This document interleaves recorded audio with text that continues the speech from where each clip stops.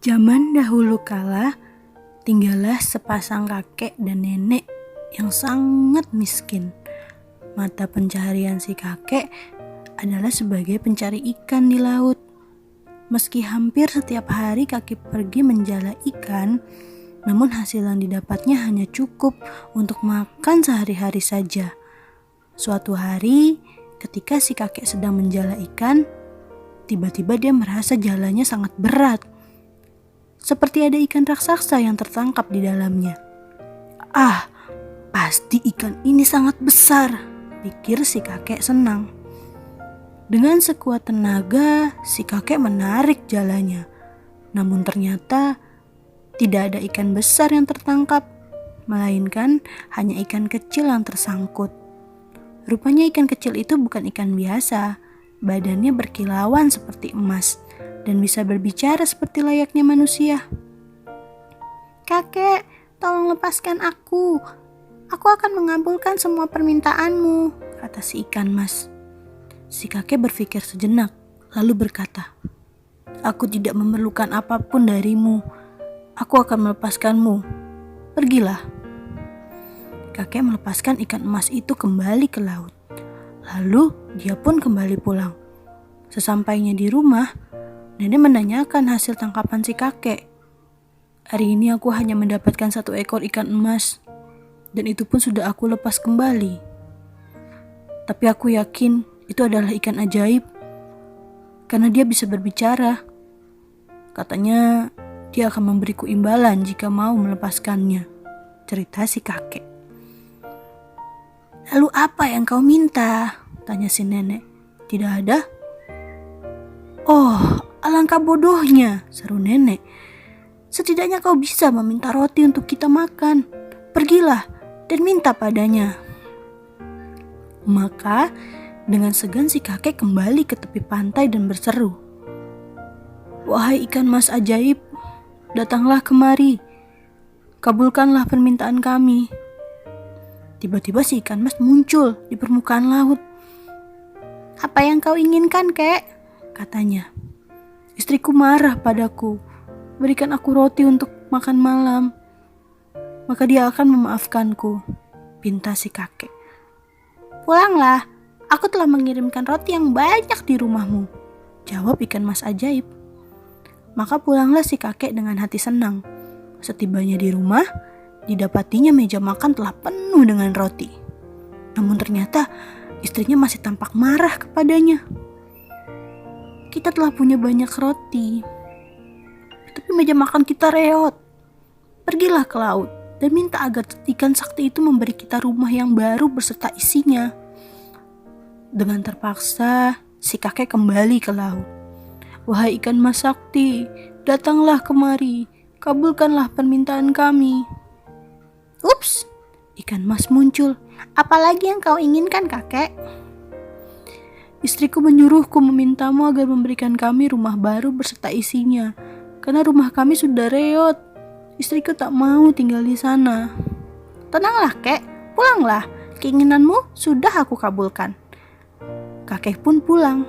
Sesampainya di rumah, dilihatnya bahwa rumahnya telah berubah menjadi baru. Rumah yang indah terbuat dari kayu yang kuat, dan di depan pintu rumah itu nenek sedang menunggunya dengan wajah tampak lebih marah dari sebelumnya. "Dasar kakek bodoh, jangan kira aku merasa puas hanya dengan membuatkanku rumah baru ini. Pergilah kembali dan mintalah pada ikan emas itu bahwa aku tidak mau menjadi istri nelayan. Aku ingin menjadi nyonya bangsawan, sehingga orang lain akan menuruti keinginanku dan menghormatiku." Untuk kesekian kalinya, si kakek kembali ke tepi laut dan berseru, "Wahai ikan mas ajaib, datanglah kemari. Kabulkan permintaan kami." Dalam sekejap, ikan mas itu muncul di hadapan si kakek. "Apa yang kau inginkan lagi, kakek?" "Istriku tidak bisa membuatku tenang. Dia boleh semakin marah. Katanya dia sudah lelah menjadi istri seorang nelayan dan ingin menjadi nyonya bangsawan," pinta si kakek. "Baiklah, pulanglah. Keinginanmu sudah aku kabulkan," kata si ikan mas ajaib. Alangkah terkejutnya si kakek ketika kembali, ternyata rumahnya telah berubah menjadi sebuah rumah yang megah, terbuat dari batu yang kokoh, 3 lantai tingginya, dengan banyak sekali pelayan di dalamnya. Si kakek melihat istrinya sedang duduk di sebuah kursi tinggi, sibuk memberi perintah kepada para nelayan. "Halo istriku," sapa sang kakek. "Betapa tidak sopannya," betak si nenek. "Berani sekali kau mengaku sebagai suamiku. Pelayan, bawa dia ke gudang dan beri dia 40 cambukan." Segera saja beberapa pelayan menyeret si kakek ke gudang dan mencambuknya sampai si kakek hampir tidak bisa berdiri. Hari berikutnya, istrinya memerintahkan si kakek untuk bekerja sebagai tukang kebun. Tugasnya adalah menyapu halaman dan merawat kebun. "Dasar perempuan jahat," pikir si kakek. "Aku sudah memberikan dia keberuntungan, tapi malah tidak mau mengakuiku sebagai suaminya." Lama-kelamaan si nenek bosan menjadi nyonya bangsawan. Maka dia kembali memanggil si kakek. "Hai lelaki tua, pergilah kembali kepada ikan masmu dan katakan padanya aku tidak mau lagi menjadi nyonya bangsawan. Aku mau menjadi ratu." Maka kembalilah si kakek ke tepi laut dan berseru, "Wahai ikan mas ajaib, datanglah kemari, kabulkanlah keinginan kami." Dalam sekejap ikan mas ajaib muncul di hadapan si kakek. "Apa engkau inginkan lagi, kakek?" "Istriku semakin keterlaluan. Dia tidak ingin menjadi nyonya bangsawan, tapi ingin menjadi ratu." "Baiklah, pulanglah. Keinginanmu sudah kukabulkan," kata ikan emas. Sesampainya si kakek di tempat dulu rumahnya berdiri, kini tampak olehnya sebuah istana beratap emas dengan para penjaga berlalu lalang. Istri yang kini berpakaian layaknya seorang ratu berdiri di balkon dikelilingi para jenderal dan gubernur. Dan jika dia mengangkat tangannya, beduk akan berbunyi diiringi musik dan para tentara akan bersorak-sorai. Setelah sekian lama, si nenek kembali bosan menjadi ratu. Maka dia memerintahkan para jenderal untuk menemukan si kakek dan membawa ke hadapannya. Seluruh istana sibuk mencari si kakek. Akhirnya mereka menemukan kakek di kebun dan membawanya di hadapan ratu. "Dengar laki-laki tua, kau harus pergi menemui ikan masmu. Katakan padanya bahwa aku tidak mau lagi menjadi ratu.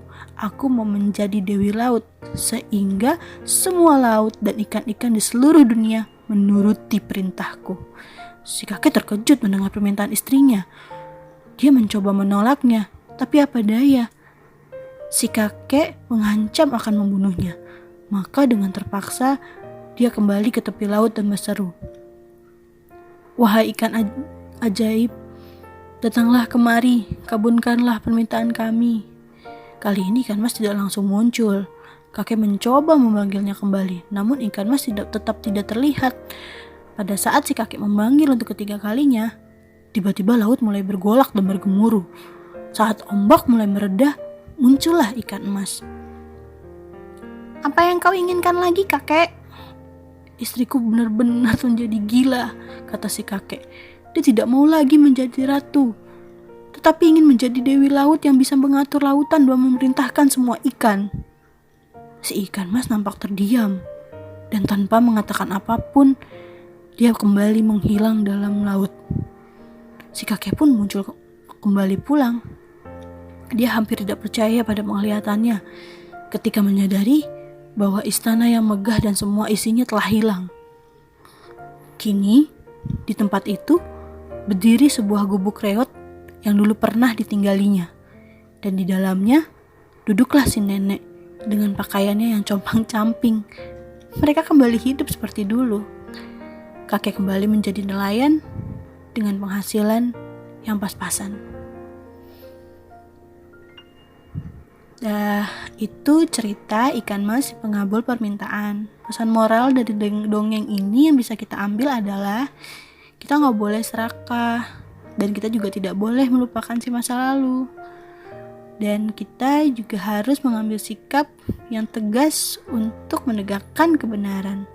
Sampai jumpa di cerita selanjutnya.